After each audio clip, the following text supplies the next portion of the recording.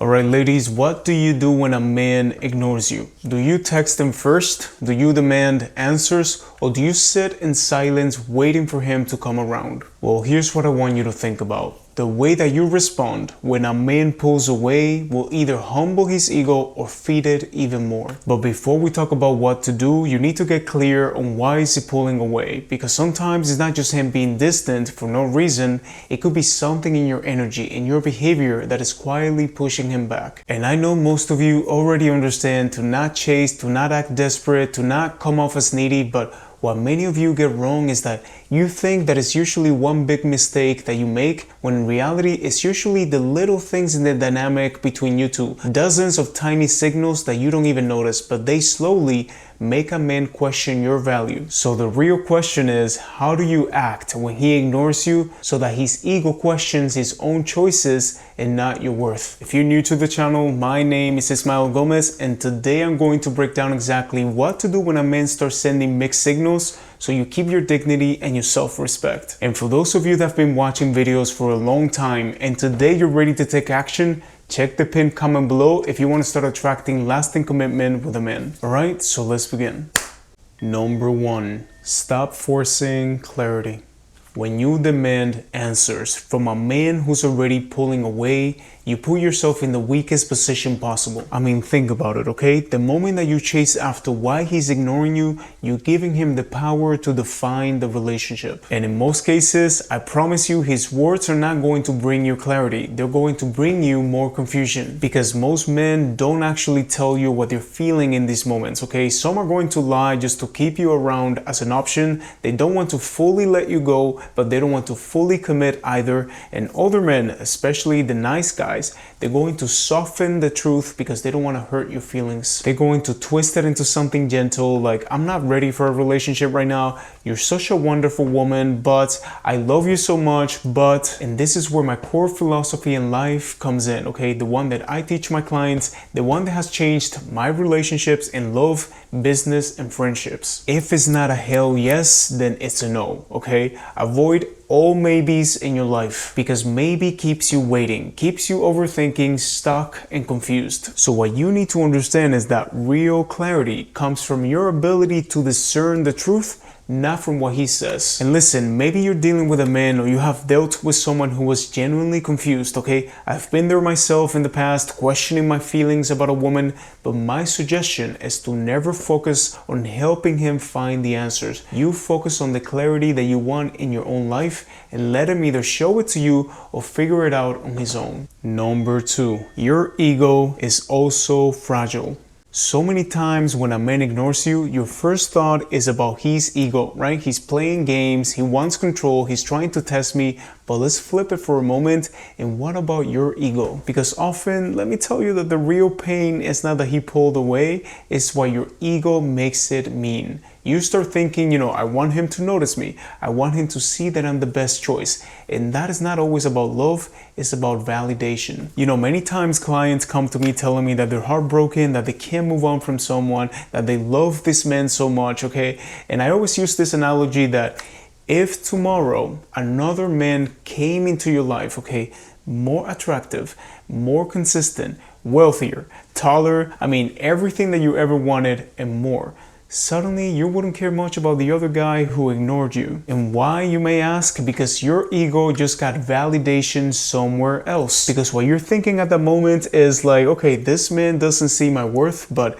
look at this new man, look at this upgrade, and wait until the old man sees that I have this guy who's 1,000 times better than him. But here's the trap, okay? When you keep searching for other people to prove your value back to you, you hand them all the power, okay? If your peace depends on whether someone calls, texts, or chooses you, if your peace depends on having a new guy who has more value than the previous one, then your happiness will always be outside of yourself. So the next time that you feel that ache from being ignored, pause and ask yourself, is this my heart talking or is this my ego? Because often it is not your love that is being rejected, it's your pride that is taking a hit. I'm better than this man, I'm working on myself, this man is a fool for not seeing my worth. But that is not healing, that is just you covering the wound. True power is when you shift the focus back to yourself and you believe, A man who ignores me doesn't align with the love that I want, so he doesn't belong by my side.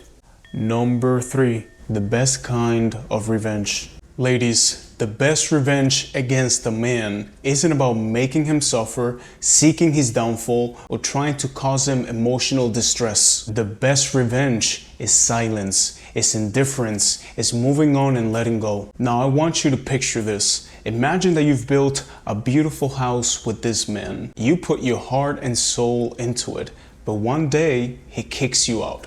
You're standing, outside in the rain, you're freezing cold, you're hungry, desperate. Your first instinct might be trying to burn the house down. And sure, you might get the temporary satisfaction of watching it burn. But then what? What happens after? You're left with nothing but ashes, and you're still standing in the rain, you're still cold, and even more tired. The best revenge isn't about destroying the house that he took. It's about building a castle for yourself, and not to compete with him, but to create a sanctuary for yourself, a place where you feel safe, whole, and untouchable. When you focus on building your own castle, you stop caring about what he has or doesn't have. You're even happier that you left both the house and him behind. And the funniest thing that happens, you know what it is?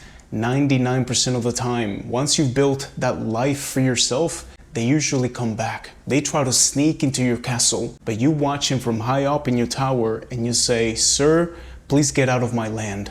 Number 4, don't fake detachment, embrace it. One behavior that I see a lot of you ladies fall into after a rejection is that you start posting the most depressing things online. You start sharing the saddest quotes, breakup stories, and guess what?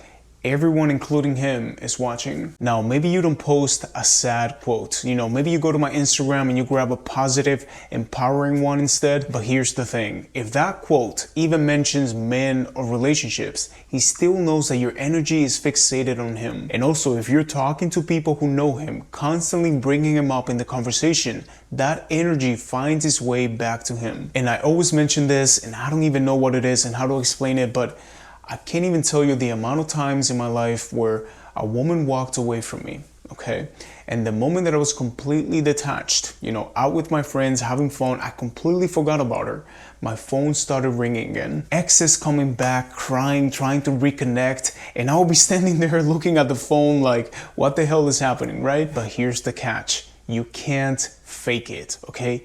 Don't go to the opposite extreme and start posting, really positive things like I'm doing yoga every morning, or look at me climbing mountains, right? Just to prove how over it you are. People can sense when you're trying too hard, okay? Authentic detachment can't be performed. It has to be real. And final, number 5, giving is not draining yourself. When you give in a relationship, okay, whether it's your time, attention, or emotional support, it's vital to do so without sacrificing your own well-being. If you constantly give and give to the point where you neglect your own needs, it can eventually lead to your partner taking you for granted. He may not fully appreciate your efforts or understand the sacrifices that you make because you've set a pattern of putting his needs above your own. A man will remember more the things that he sacrificed for you than the ones that you gave to him. So if you're just giving the whole time, okay, thinking that it will make you more special in his eyes, it won't. You have to let him invest in you so he can appreciate you more. Alright ladies, so I hope that you learned a lot from this video today, and if you want to go deeper into understanding a man's ego and how to handle it better, my suggestion is that you watch my other video, Men Respond Differently to Women with This Mindset. I'm going to leave you the link somewhere here on the screen, okay? And check it out because this video is going to give you new insights and practical tools that can shift the way that men respond to you. Anyways, thank you for subscribing to the channel, and remember that for your relationships to change, you need to change, okay? Have a beautiful day.